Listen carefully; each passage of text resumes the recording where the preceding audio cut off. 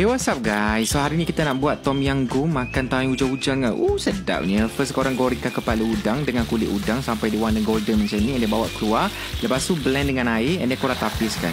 Air udang kat dalam tu yang bagi rasa sedap sebenarnya. Lepas tu tambahkan lagi air kosong untuk cukupkan kuah kita. And dia tambahkan 3 akar daun ketumbar, 3 batang serai, halia sebesar ibu jari, lengkuas sebesar ibu jari, 1 biji bawang merah saiz besar dengan 6 helai daun limau purut. And dia tambah 3 sudu paste tom yum.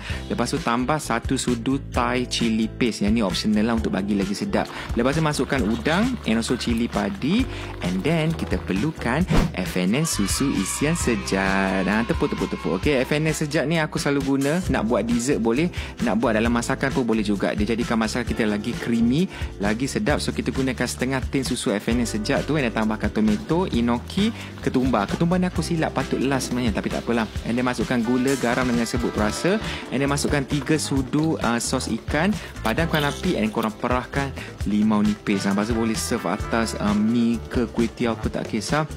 Aku dah kecuali ni makan tai hujan kan, dia rasa masam pedas pekat tu creamy. Memang sedap. Pekat, masam, pedas, masin, creamy, semua balance. Tapi belum habis lagi. Kita nak buat dessert pula, iaitu koktail buah naga. Yang ni korang campurkan 1 tin susu FNN sejat tadi and tambahkan susu FNN krima manis bervitamin. Yang ni susu pekat lah orang panggil kan.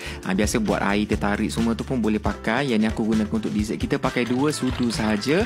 And then campurkan sekali ais, buah naga, sagu yang kita dah rebus. And then tuangkan kita punya susu tadi tu. And then rasa creamy, pekat tapi tak manis sangat. Memang sedap, boleh makan satu family. So korang jangan lupa try dua-dua resipi ni.